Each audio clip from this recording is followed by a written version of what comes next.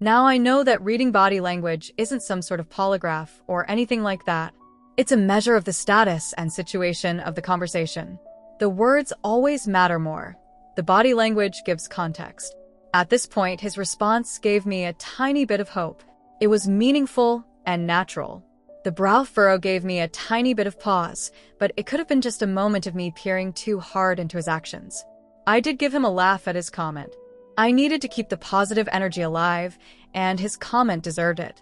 This is where the real setup needed to happen, though. I said while laughing, "Come on, we both know she's no lightweight. Actually, she might still be drunk. Brad told me she's disappeared on vacation all week." Ryan visibly jolted as soon as I said it. His reaction was exactly as I expected. Brad can only be described as an foy. For God's sake, he event plans for every rich little brat within 300 miles of our tourist resort. He organizes hot girls and boys to attend parties. He hires and fires hundreds of wannabes every year. He's connected with so many people who don't care or respect common morals. I've referred to him as Emily's man, but that relationship is sketchy at best. I've always viewed her relationship with him as one of convenience. She gets to live outside the employee complex, and he gets access to her ability to connect with rich tourists. I knew that any reference to a direct conversation with Brad would send Ryan into a tizzy. To be frank, I didn't care, though. I needed him to ask the question. The question came immediately, and he had a hint of pain in his eyes when he asked it. "Why would you talk to Brad?" I was still quasi-laughing when he asked. His face was serious AF, and I knew that all of our positive energy had dissipated. I figured this would happen, but it was to an extent that I didn't anticipate. I tried to think through ways to get the energy restored in my planning, but I didn't think of any path that would lead to my next necessary statement. I simply said, because she sent me a weird text about us and didn't respond to my questions about it. I didn't have to pretend or act about the hurt I felt at that point. It was all real. I also knew that love and concern are a different sort of positive energy. I could see that he had both when he asked, "What text?" It would have been so easy to throw my phone in front of him with the message open and yell, "WTF."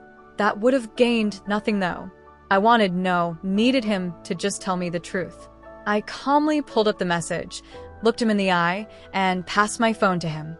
I was attuned to every part of his visible body as he read it. His reaction was once again, and unfortunately, exactly as I expected. He had the phone in his right hand and immediately slouched while supporting his head by his neck with his left. His eyes went straight down, and he just looked, well, guilty. That's when I asked the obvious question that I've been stressing about for 30+ hours now. "What do you think she meant, Ryan?" I've heard of DARVO, but honestly never gave it much attention. It stands for deny, attack, reverse victim, and offender. I dismissed it as something that professionals would never do. I truly didn't think about it in a relationship context until today. My bad. He looked up from his guilty position and said, "You don't think this is about me and her, do you?" I expected the question and quickly but calmly responded, "What else would she be talking about?"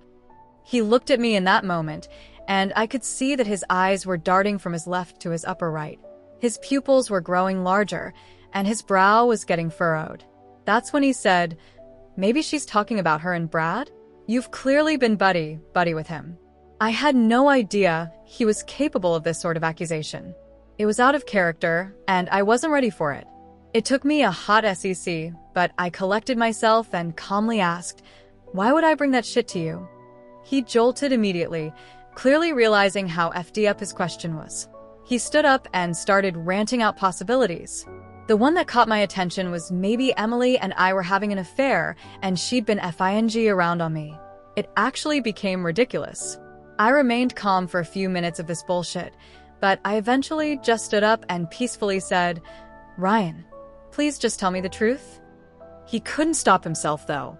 It was like I wasn't in the room. I walked to the door, and when it looked like he was about to grab me, I yelled. I locked eyes with him and shouted, "Just admit you've been sleeping with Emily." His body jolted back, eyes fixed on mine, and I walked out of the house. It took me about 10 minutes before I had to pull over on the side of the road, overcome with tears. What should have been a 1-hour drive to my mom's turned into 2 as I struggled to collect myself. She had been ready for this, prepared for the possibility, and she's been my rock through it all. I'm in a somewhat okay place to handle this mess now. Ryan hasn't stopped calling and texting. Apologies after apologies, saying how sorry he is, how twisted the whole situation has gotten, how he's loyal to me, insisting it's all just a misunderstanding. At this point, though, I doubt I'll ever get the truth that I fought so hard to uncover. My gas tank's nearly empty. I'm about to take some serious sleeping pills and give my body a chance to recover. I'll share an update on how everything turns out tomorrow. Thank you all for your support and advice. Have you ever been close to a superstar? I don't mean standing on the side of the road waiting for the Queen or Taylor Swift to pass by and maybe touch your hand. I mean actually sitting down one-on-one and talking for 12 to 24 hours straight. That happened to me last year, and somehow I totally forgot it's happening again starting tomorrow. Anyway, yesterday was a total disaster, a hurricane of chaos. Not gonna lie, it feels like crap when your B-grade Luke Skywalker of a husband can't keep his lightsaber out of Ronda Rousey's business. I deserve so much better than this nonsense.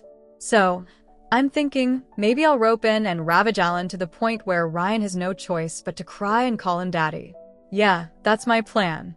In case you're wondering, Alan is what everyone calls Superman. He's the youngest principal partner ever in our office, possibly even the firm. He transferred into our office right around when I began my journey there and immediately became the buzz of the place. A former hockey player with lots of NHL clients, he was so good that word spread, and now he's handling 300+ clients across all 4 major sports. It's not just sports, though. I guarantee you know at least one of his top 5 band clients. His reputation has lifted our entire office's status to the point where just saying the name of our firm gets respect. It's amazing. About 2 years ago, Alan interviewed our staff to find someone who could help him with his audit work. I was the youngest of around 25 candidates, and he chose me. He said he knew how tough it is to compete at a national level and was incredibly impressed that I did so while overcoming my disability. He looked me right in the eye and said, I'm the kind of competitor he wants to work with. Probably my proudest moment so far. One of Alan's clients is the largest trucking company in the Midwest, headquartered in a small city 6 hours away. Since I'm in charge of auditing their financials, Alan brought me with him last year. I think I learned more about my role in the time we drove together than in an entire year of college. It's incredible that he's only 2 years older than me and even younger than Ryan. Auditing a company is pretty straightforward. We start by discussing the systems and processes to see if they're reliable in producing accurate financial information. Let's call that step 1. Then, we test those systems to see if they're working properly. That's step 2. Ideally, everything matches up, but life's not perfect. If we find any concerns in step 1, we do extra work in step 2 to see if they hold up. The real mess happens when management's claims in step 1 fall apart in step 2. Alan leaves the audit details to me while he focuses on business planning, compliance, and potential mergers. Yes, we use sophisticated AI software to help, but I still ask a long list of questions that I assess based on both the client's answers and their body language. Sometimes people get uncomfortable, just like Ryan when he lies. Last year's trip was a dream, except for Ryan. He was insecure about me traveling one-on-one with Alan, so he insisted on dropping me off and introducing himself. He probably thought he'd intimidate my boss. That plan fell apart the second he shook Alan's hand. I didn't give Alan the nickname Superman. Our 300-person office did. The guy's 6 feet 5 inches and looks like a young Henry Cavill. No glasses, so Clark Kent doesn't fit. This didn't help Ryan's insecurities, but a lot of texting, sexting, and FaceTime helped calm him down during the stay. Alan even promised Ryan he'd bring me back safe and sound. Old school gentleman. For the past 3 years, I haven't even thought about another man romantically. Ryan was it for me. Until this morning. Alan popped by to check on me, worried about my low billable hours yesterday, told you all. He respected my honesty when I explained that Ryan and I were dealing with some issues. Most managers would have given me a lecture about sick or vacation time. Instead, he just looked at me and asked, "Do you need anything from me?" It felt so reassuring, especially when I was feeling vulnerable. That's when I realized we're heading to the trucking company tomorrow. I could tell he was trying to figure out how to bring it up, so I made it easy. "What time do you want to leave tomorrow?" I asked. His smile was a mix of relief and amusement. "Is 10 okay?" he replied, giving me a thumbs up as he disappeared down the hallway. Suddenly, I felt something I hadn't felt in a while. I'm no slouch in the looks department. I'm 5 feet 8 inches, green-eyed, with red hair, and people at the office call me Sansa after Sophie Turner's character in Game of Thrones. I'm fit and curvy and have never struggled to attract men, but hunting has never been my style. Still, I'm feeling pretty vindictive right now. No one needs to know but me and Alan. Affairs happen all the time, and clearly my marriage is falling apart because of one. I crave feeling desired, especially since I can't stop wondering why I wasn't enough for Ryan. It's amazing how stress warps your mind. I keep thinking about how I could have done things differently. What if I'd been more adventurous? Could I have stopped this? Why did Ryan need to explore someone else's body when he had me? Why wasn't I enough? These thoughts make me feel discarded, but they're also stoking my competitive fire. I want to go back to the moment we met and instead of stopping for Ryan, walk right past him and grab the next guy. I want to put on a little black dress, walk into a room, and know every man in there wants me. I need to prove that this is all on him and not me. Spending one night with Superman might be exactly what I need. If I can have a man like that, then Ryan's just a fool. So, I'm going to flirt with Alan on this trip, see if he wants a woman like me. I'll be careful, of course, but I'm getting excited just thinking about it. I'll keep you posted on how it goes. I've ghosted Ryan. I might touch base with him next week, depending on whether or not Emily ever responds to me. I'll cross that bridge when I get to it. I've contacted a lawyer acquaintance of mine, someone I've worked with on a few cases and know to be well respected. I'll be meeting with her next week. It's 7 o'clock now, and I'm counting today as productive. 6 billable hours out of 12. Not very efficient, but I'll adjust my timesheet a bit and make it look like 6 out of 9. That should be enough to keep my corporate overlords happy. I'm sitting here writing about my day now because my mom texted me about an hour ago to let me know that Ryan was at her house, waiting for me. This wasn't totally unexpected. He's the kind of guy who doesn't care about boundaries, even though his choices are the reason we're in this mess. I told her to let him know that I'm gone for the week to audit the big trucking company. She responded with, "Ryan says that isn't until tomorrow, and he'd really like to see you." I just laughed and texted back, "Tell him that since I'm single now, Alan and I decided to take some extra time on this trip and left a day early." Honestly, I kind of wish I hadn't ghosted him, so I could have said that to his face. I should have unblocked him just to drop that bomb. Instead, I tried to put my mom in the middle, which wasn't fair. She wasn't having it and called me out saying, "This isn't high school drama, Betty. I'll tell him to leave, but you need to grow up." That stung. I've always prided myself on being calm and intelligent, but this situation has already changed me, and not in a good way. I replied, "You're right, I'm sorry. Please tell him that I don't want to see or talk to him right now, and that I'll touch base next week. I'll be staying at the office for a while. Let me know when he's gone." I wouldn't be surprised if Ryan is waiting outside the building now, since Mom said he left about 30 minutes ago. But there's no way he could get past security at this hour. I'm a manager, so I have a reserved spot in the parkade below the building. I'm pretty sure I can leave whenever I want without having to worry about a confrontation, but I'd feel better if I knew for certain. None of this changes how I feel about him. He's a snake who deserves to be stomped on. And I'm a woman who needs to feel wanted. I'll keep updating throughout my adventure this week. I'm doing this to make myself feel better. Feel free to comment however you feel about my choices. I can handle both judgment and praise. Update. So, I made it to my mom's place without any drama. That's a win in my book. I don't know if Ryan gave up or just missed me, but honestly, I don't care right now. If you noticed, yes, I've stopped writing like some overly dramatic sailor. I'm still committed to landing Alan, though. I need this, and I can't stop myself from trying to make it happen.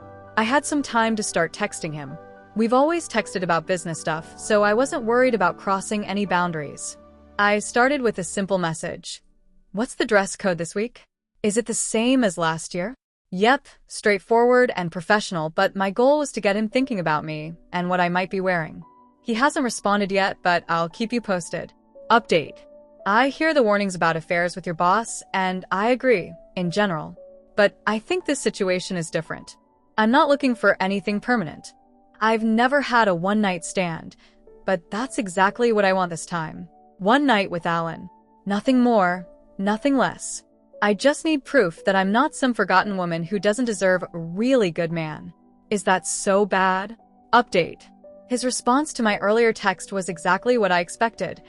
No difference from last year, but thanks for checking. It's always good to confirm things, even if the answer is obvious. I knew he wouldn't be offended by the question, but now it was time to push things a little and see what kind of response I'd get. I texted, "So, high boots and skirts are okay? I didn't wear them last year, but I'm thinking of going full cowgirl this time. Thoughts?" I felt confident asking because there were a few women in the office last year who dressed like that. We even joked about it on the drive home. So, the question could be taken as either me poking fun at some of the staff or me being serious about competing with them. His response is going to give me a lot of insight. I'm actually kind of excited. Update. Damn it, his response was neither inspiring nor helpful. Just a laughing emoji. I guess I should be grateful that my sexy body in high boots and a short skirt may have crossed his mind. I've clearly got his attention, but I recognize that I'm pushing boundaries that shouldn't be crossed via text. Too permanent, too real. I simply replied, "Business casual it is. Any idea on music for the drive? Do you want me to create the playlist, or should we work on it together?" I'm hoping he'll want to collaborate. Last year's playlist was a chaotic mix, but we had some great conversations about music because of it, and I'm aiming to set up a more genuine connection this week. Update. Is this pheromone stuff real? I just spent $200 on some crazy perfume that claims to drive men wild. I used it a few times with Ian, but I always felt the evening was a foregone conclusion, if you know what I mean. Is this something that could help me? Please let me know if it's a must-have item. Update. I know I promised to tone down the sailor speak, but fuck. His response to my music request was, "You know what I like? I trust you to keep us rocking." Seriously, I can't believe I got myself into this. Now I have to create a 6-hour playlist that satisfies a guy who knows hundreds of the world's greatest musicians. What was I thinking? I'm honestly regretting it, but whatever. I'll just compile last year's favorites, toss in a few cool new tracks from his clients, and hope for the best. Update. I'm all packed and ready. Yes, I did pack my high boots and skirt. They're my secret weapon if needed. I've also brought sneakers for the drive, 2 pairs of high-heeled cowboy boots, 2 normal cowboy boots, and a pair of flats. I've selected my 3 tightest jeans, 6 potential tops to go with them, and 2 business suits just in case. And let's not forget my killer set of undergarments that would make any man blush. I'm ready for this trip. I specifically chose a set of Lulus and a revealing sweater for tomorrow. I'll look like the hottest passenger you've ever seen. I plan to head into work dolled up about 20% more than usual, then change into my Lulus and tight sweater at around 9:45, covering up with coat until we get in the car. Let's see how this plays out. Go Team Superman. Update. I'm back in the office, and we'll be hitting the road in a few hours. Last night was rough, yes, I cried. I hate that I'm in this situation. Am I really overreacting? Can someone please give me an alternative perspective on Leah's text and Ian's responses? They're both clearly guilty. Is flirting with a hot guy really so bad? Update. I spent the night tossing and turning. Yes, I'm looking for an alternative to Leah's text and Ian's response. The plan for the next few days is as follows. We should have a couple of hours from the time we arrive until we meet the executive and management team in their main boardroom for dinner. This meeting serves to introduce ourselves and meet each department head, ensuring accountability and efficiency for our tasks. Alan will also give a brief presentation about the state of their industry from our perspective. Last year, we wrapped up by about 9 p.m., and while Alan stays to meet with the owners, it's a family-owned business. I'll head back to my room to finalize my schedule, compile questions for each meeting, and generally prepare for getting all my necessary on-site tasks done. The next 2 days will be long. Alan and I will meet for breakfast around 7 a.m. each day to review our plans. We'll arrive at the client's office at 8 and get to work.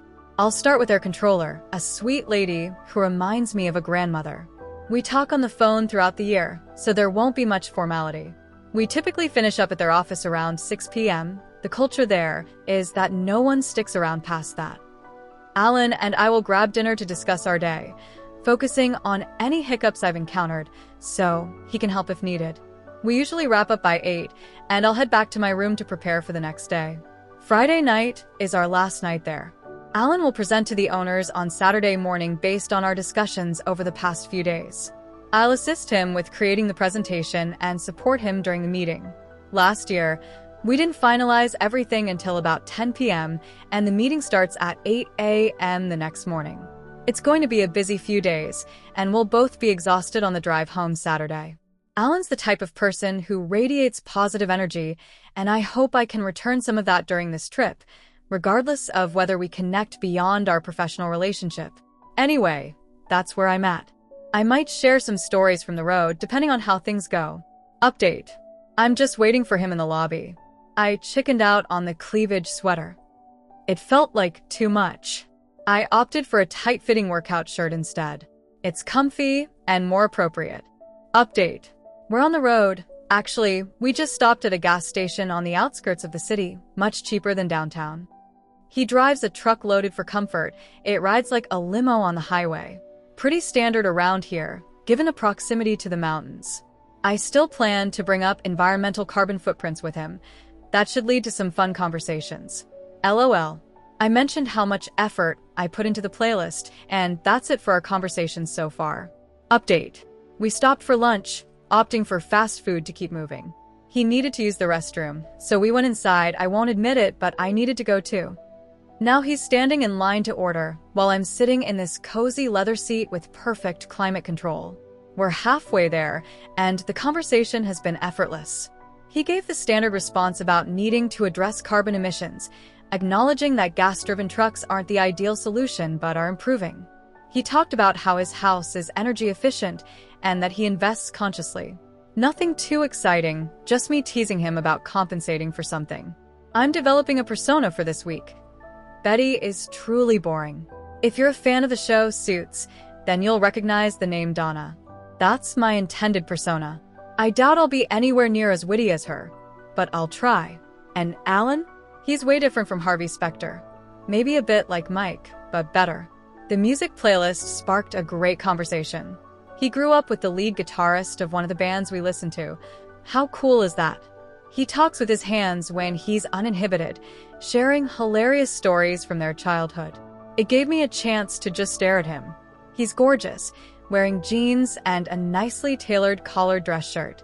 I even caught a glimpse of his hairless chest through his buttons. Had to look away for a moment after that. I don't expect much more from him during the rest of the drive. We'll probably be focused on client stuff. I'll update you when we hit the hotel. Update. The trucking industry is incredibly competitive. It requires a lot of effort to earn a modest profit. This company has managed to do well by also manufacturing livestock and flatbed trailers. This past year has been decent, but not extraordinary. There are some concerns about the preliminary numbers from the latest fiscal quarter. That's what we've been discussing for the last few hours. I'm all cleaned up and dressed.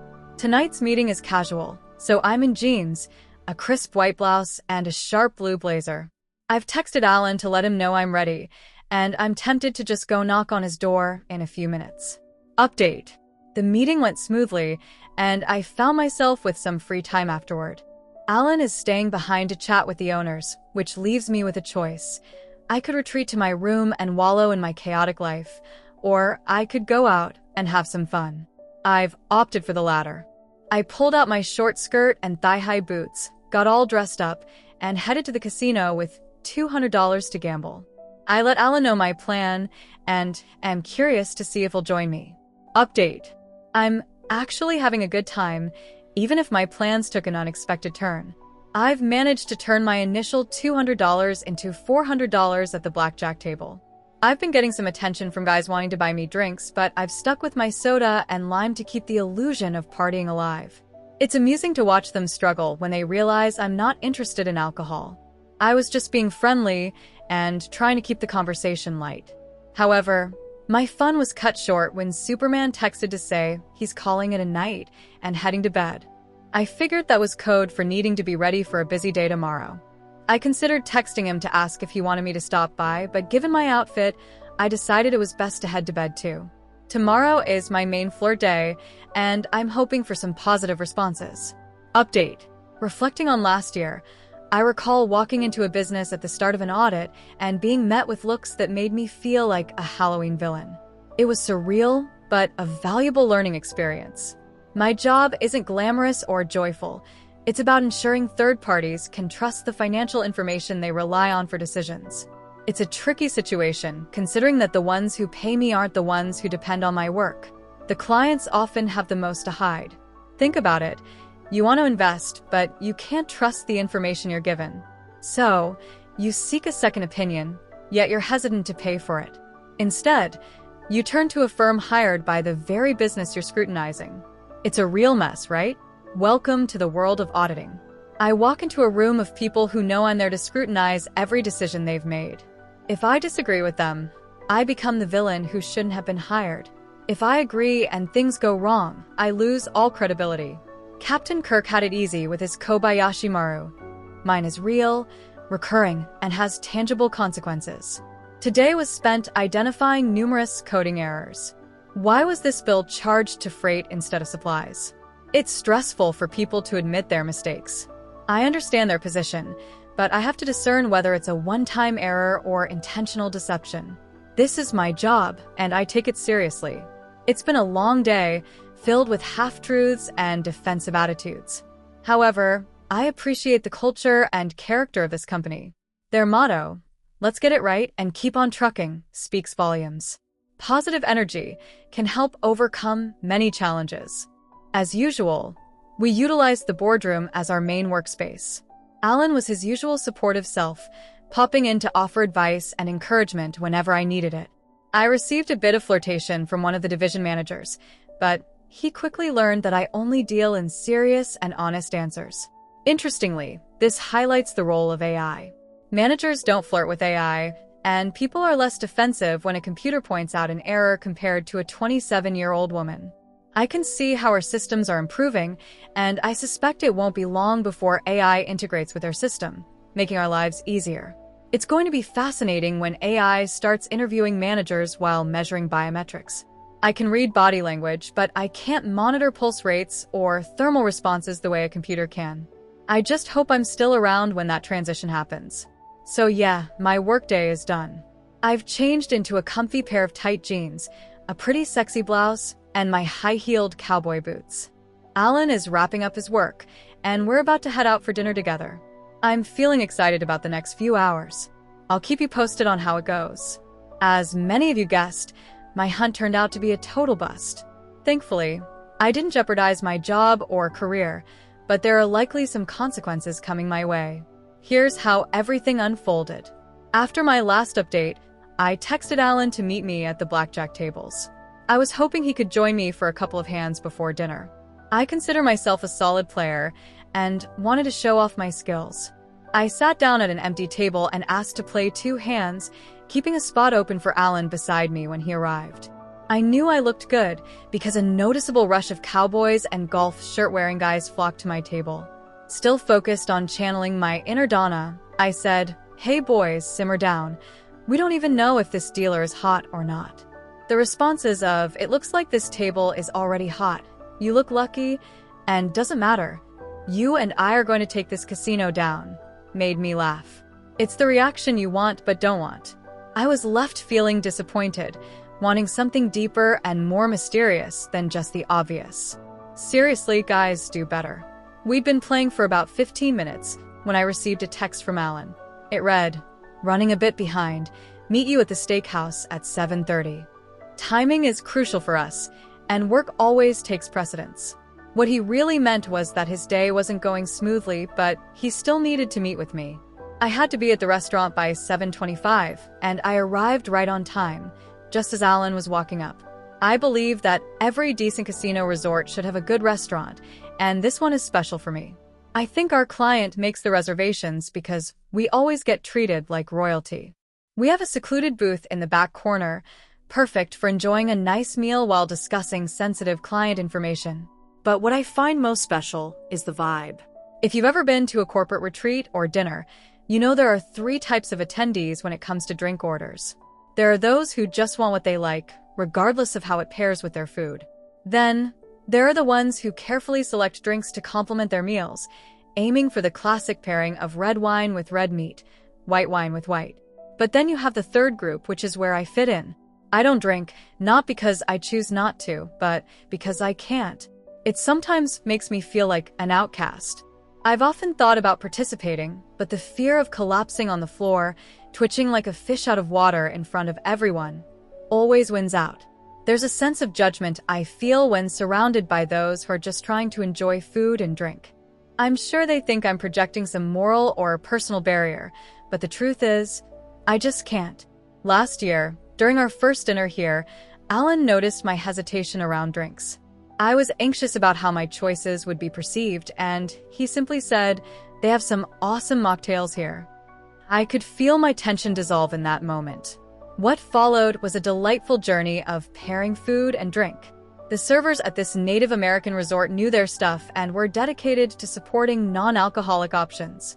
I got to experience some wonderful food and drink pairings, and Alan fully supported it. He described himself as a beer drinker stuck in a wine drinker's world. We had a great night discussing flavors and hints of mint or berries with our meals.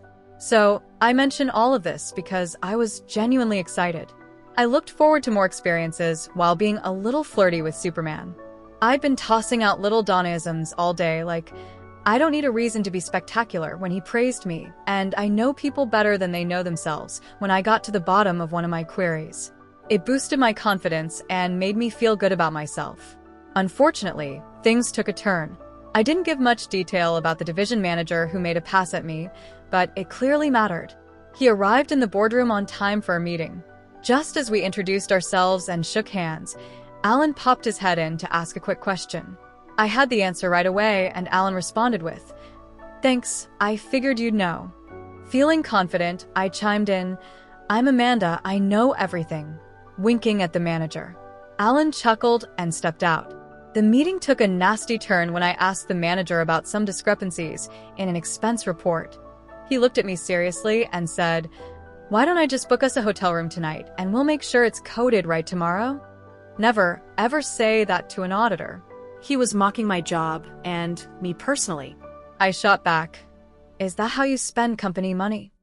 He realized he'd crossed a line and stuttered, "No, I just thought we were having some fun here." I responded, "This isn't a game. Here's what's going to happen. I'm sending you a listing of every expense report you've submitted over the past year. I need you to provide a written description of each expense's purpose, who you were with, and why it was an appropriate business expense for every line item." I pulled up his reports as I spoke.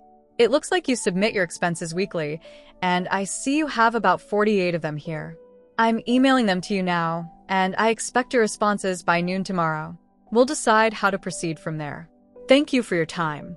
I could feel his anger and hesitation as he stood up, and I'm pretty sure I cut off some stupid comment from him when I added, "Keep your afternoon free tomorrow. I'm sure there will be follow-up questions." He slunk out, not noticing my shaking hands. This sparked a venting session among department managers about how abrasive and manipulative I am. Complaints trickled up the chain, and Alan spent the past hour discussing it with executives. The department manager in question claimed I blew a harmless joke out of proportion and labeled my behavior as provocative.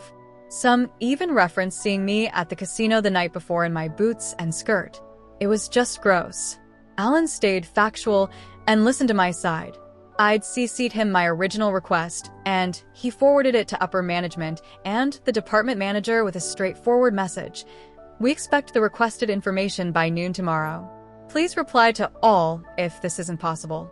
He told me this situation was ridiculous but often occurs when people are challenged by third parties.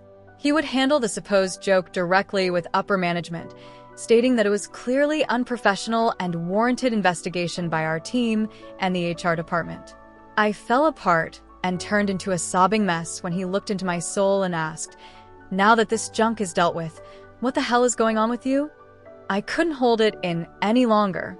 I had been trying so hard to stay strong and composed, but it all became too overwhelming. I opened up about Ian, shared the text I received from him, and described our confrontation. I apologized for trying to handle everything on my own. It hurt to reveal my pain and sorrow, but it also felt liberating. Alan listened without offering excuses or trying to dissect the situation. He asked thoughtful questions that helped me explore my insecurities about my relationship with Ian. It's too painful to delve into now, but maybe I will share more later. We ended dinner on a positive note, enjoying dessert and a new mocktail designed to bring happiness. Yes, there are fun stories behind each drink. He gave me a big hug and told me to take the day off tomorrow. I insisted I needed to finish this job, promising to set aside time next week to deal with my marriage and myself. Now, I'm sitting here with my morning coffee, preparing to face the den of vipers I've stirred up. I have a plan, and I'm pretty sure my grandma controller will help me calm everyone down. I'll update you from the road tomorrow. Wish me luck.